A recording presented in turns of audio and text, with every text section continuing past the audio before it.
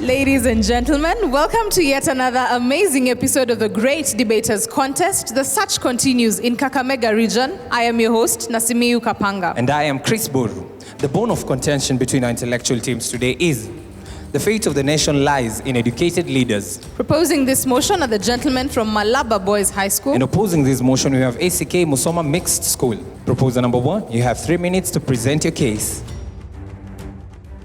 Great leaders rule by knowledge and not by power. Those are not my words, but they are words of the late President of America, Abraham Lincoln. First of all, my name is Nelson Asiale from Malava Boys, proposing the motion that states, fate of a country depends on educated leaders. Let me first start by explaining the motion. What is fate? According to Oxford Advanced Dictionary, fate is development of events outside a person's control, and it also means what's destined to happen to a particular country or thing. While, according to UNESCO, an educated leader is one who has the ability to learn without any supervision. Let me go straight to my points. My first point, you see, according to the British Broadcasting Corporation, it appears that switching educated leaders with non-educated leaders is brought about results to policies which haven't been very much effective. A good example is the Mike Tyson, the president of Mexico, who once legalized the use of cocaine drug, which he thought by selling cocaine drug, the subjects of the country might be able to earn a living. But neither did he know that he was lowering the subjects of his country. On to my second point. According to the UNESCO, leadership and learning are connected. Leadership and learning are connected. You see, educated people focus on management roles. A good example is maintaining of our facilities. Let's take an example of the former president, Mwai Kibaki. It was on the year 2012 when the Thika Superhighway was being renovated. Most of you, if you saw the Thika Superhighway before the renovation, it was nothing but pieces of tarmacs and marram.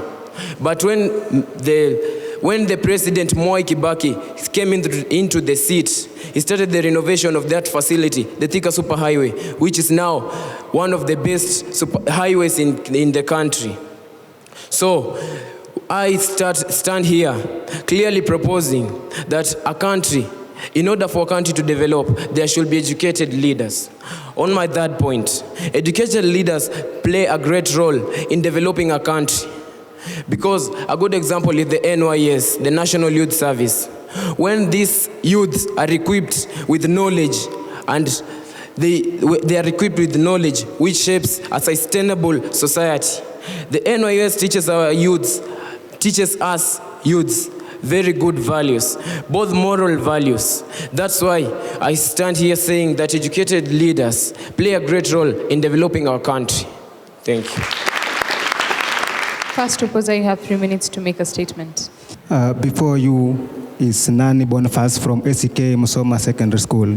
Dear gentlemen, you are what you think in mind, and you are not what others think you are. I'm here strongly opposing the motion which states that the fate of the nation lies in the hands of educated leaders.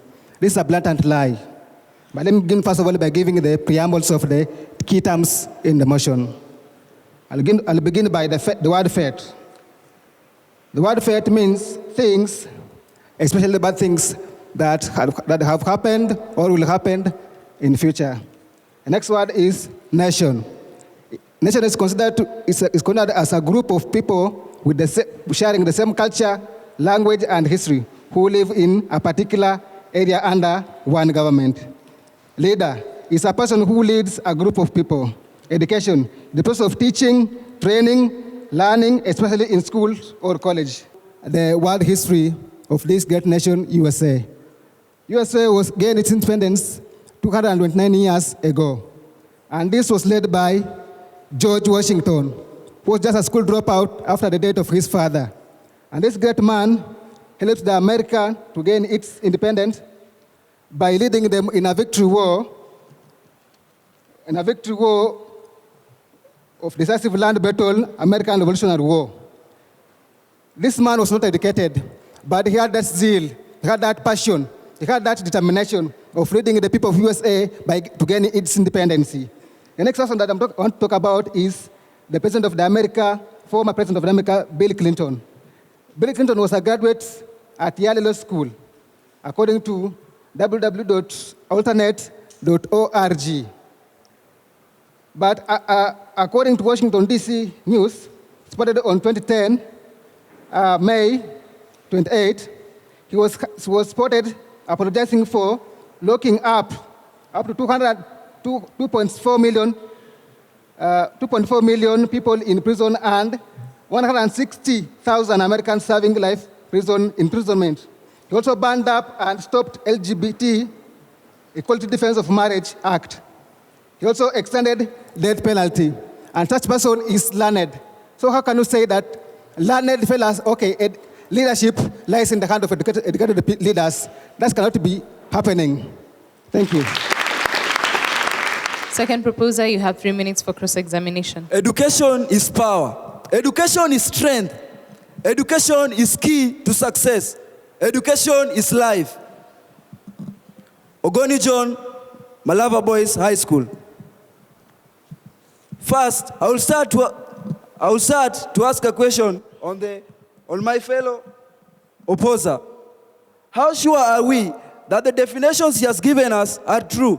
Because he has not given us any reference. On to my first point, I want to take this opportunity to propose the motion that states, fate of a country depends on educated leaders.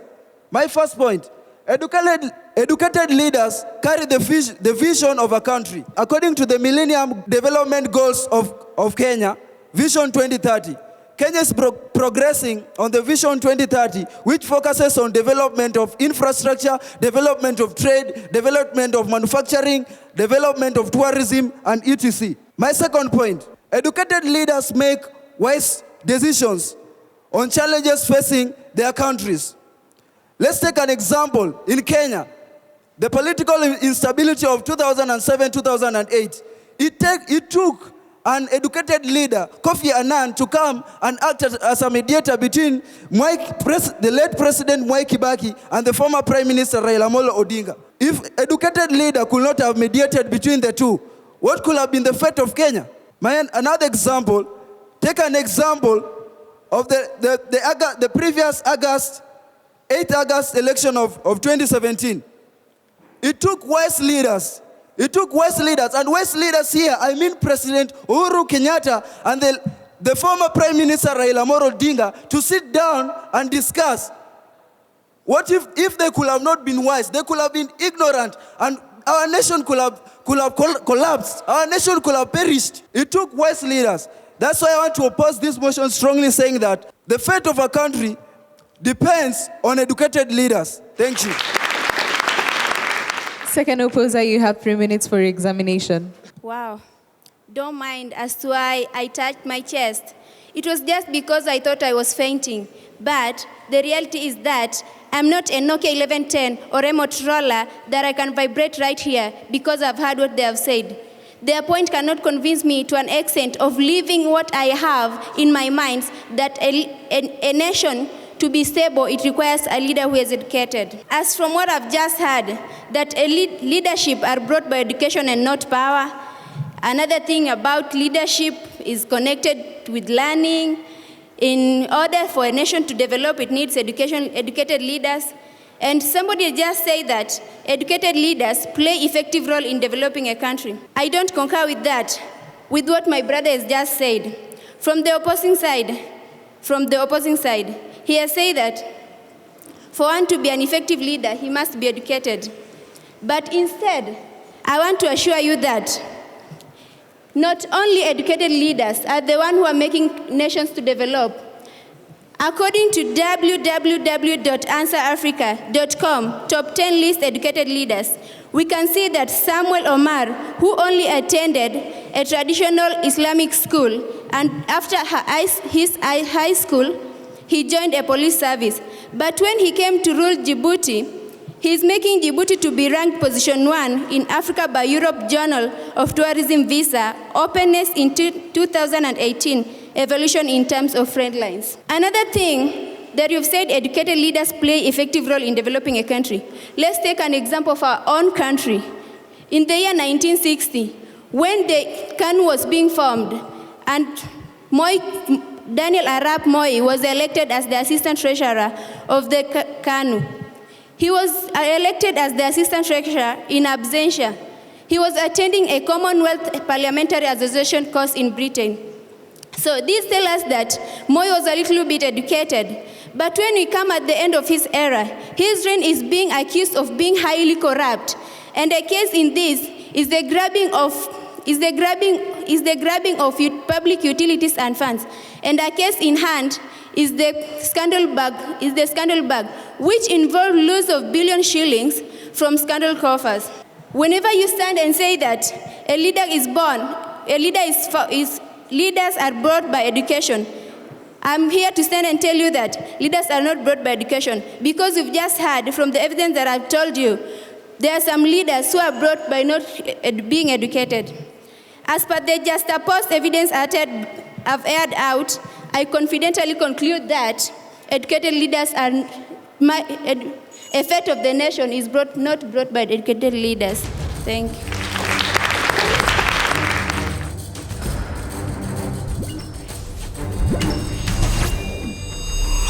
The proposers have been asked, if the fate of a nation lies in the hands of educated leaders, then why is it that in the era of one of the most educated leaders of Africa, Robert Mugabe, that Zimbabwe still was not doing well economically?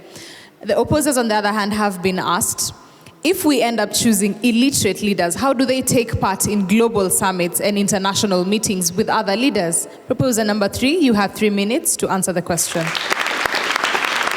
My name is Victor Manuel from Friends Malava Boys. Okay, I'm here to counteract the question that my fellow asked about President Mugabe.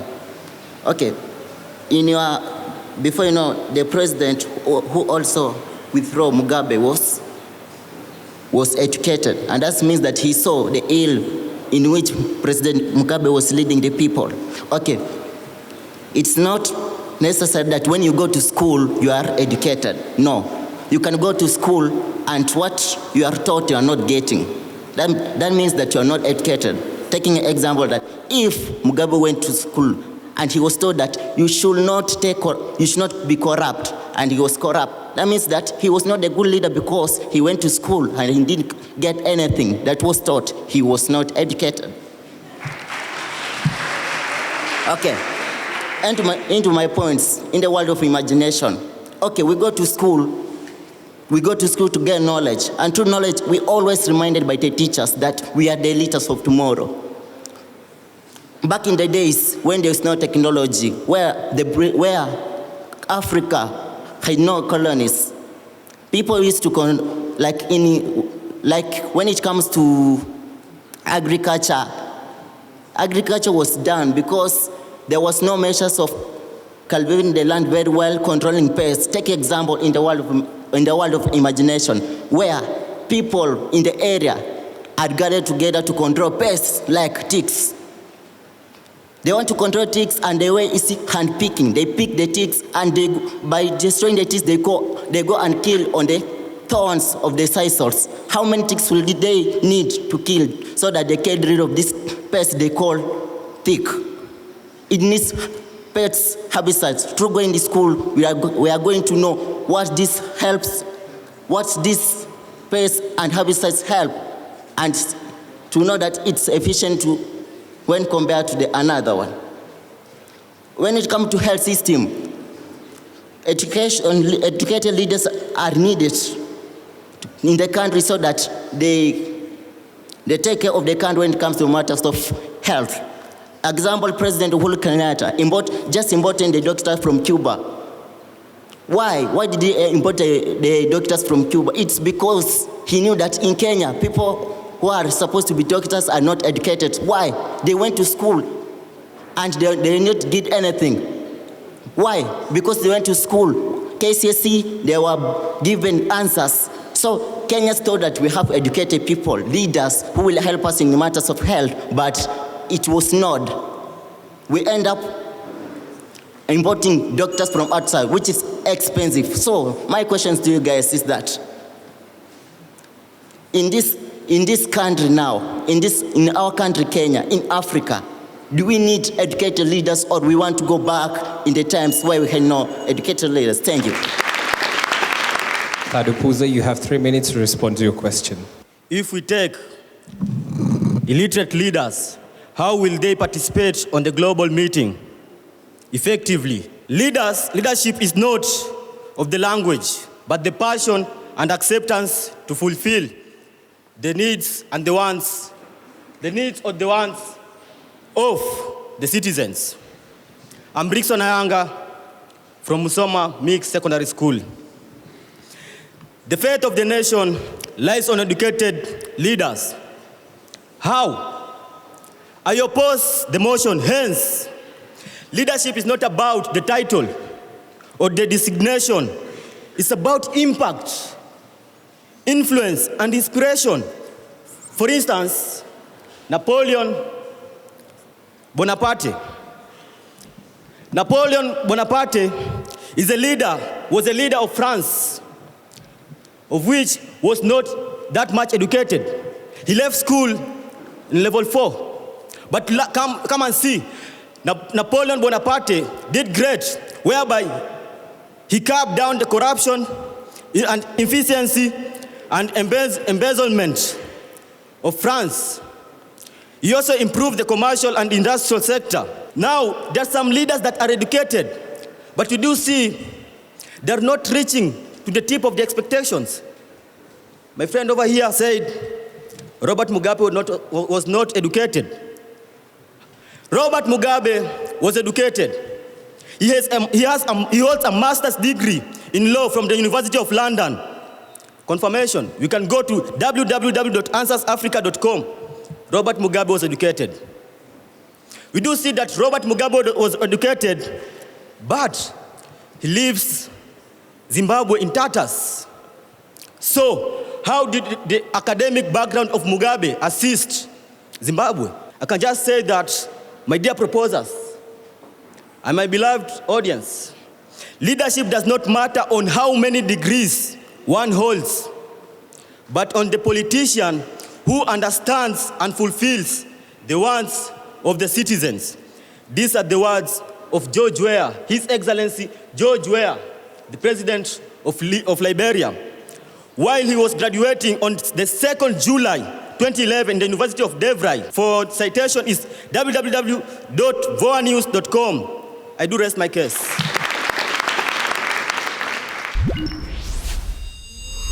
Proposers, you have 1 minute for final submission. This is Nelson Nashali from Malava Boys High School.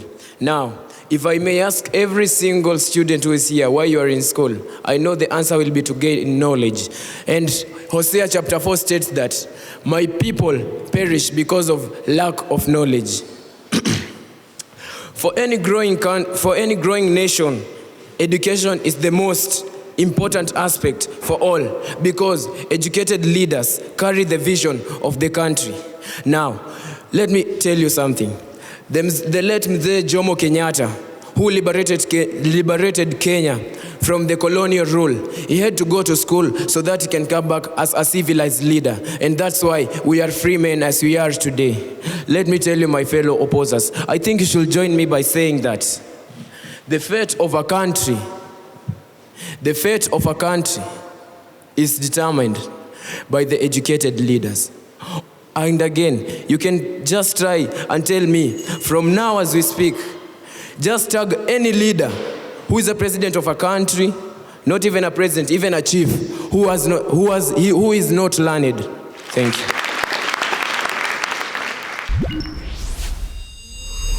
Opposers, you have 1 minute for final submission. From the boldness of the members of SK Musoma Secondary School, they have given out points that are written all over the walls in blacks and whites. That does not matter on education, but the zeal, the passion, and determination that one holds that makes him a better leader. The other qualities that make up a good leader is the assertiveness of such leader, the smartness to analyze questions and figure out the actions, and him understanding social situation and process that affect his subjects. If you are given a chance next time or any day to make a judgment or choose the leader, please, my friend, my dear countrymen, don't base on the quality of education, base on the zeal of somebody, the passion of somebody, the determination of that leader that will make you get a better leader that will retrace us from this bondage of burden of the debts from the World Bank, as so far Kenya is suffering. Thank you.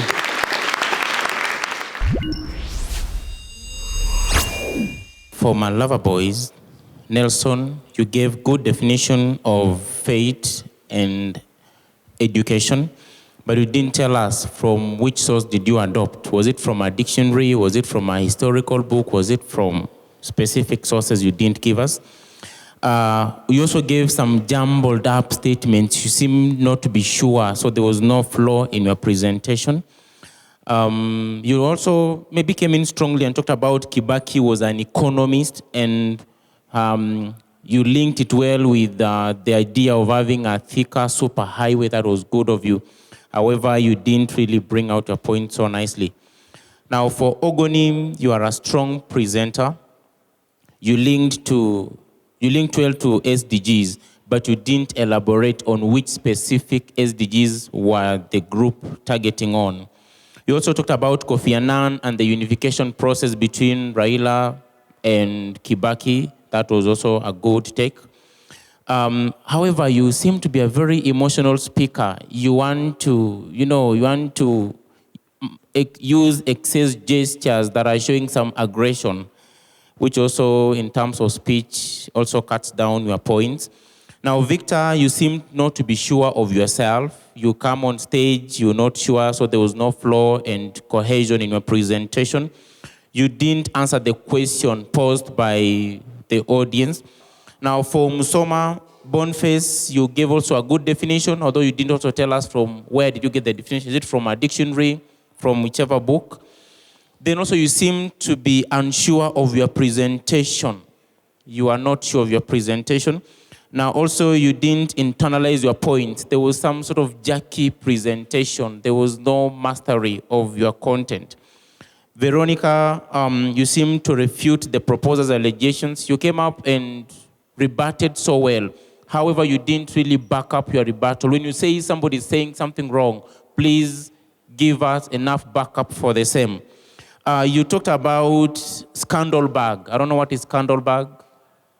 You talked about scandal bag as a scandal in Kenya, which all of us don't know.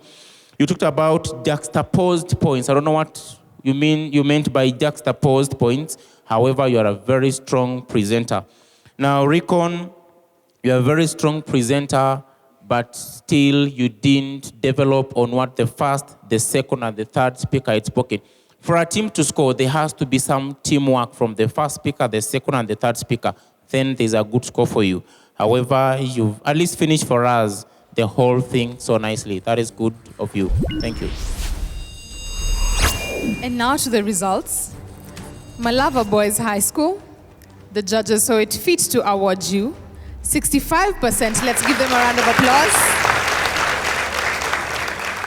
SEK Musoma Mixed High School, the judges awarded you 64%. Let's give them a round of applause. Congratulations to Malava Boys for winning this debate. To SEK Musoma, do remember that we don't have losers, we only have learners. Indeed, ladies and gentlemen, remember every setback is a setup for a different comeback. So to our learning school, remember, just losing the race helps you find another way of winning the war. Here, the Great Debaters Contest, we want to encourage the spirit of debate, not only by debating around sustainable development goals, but also implementing them. And that's why we encourage each and every school to take up an SDG challenge so as to make Kenya a better place. We'd like to encourage you to keep the conversation going across our social media platforms. The hashtag is GDC for SDGs. I have been your host, Nasimiyu Kapanga. And I am Chris Buru. Until next time, stay tuned.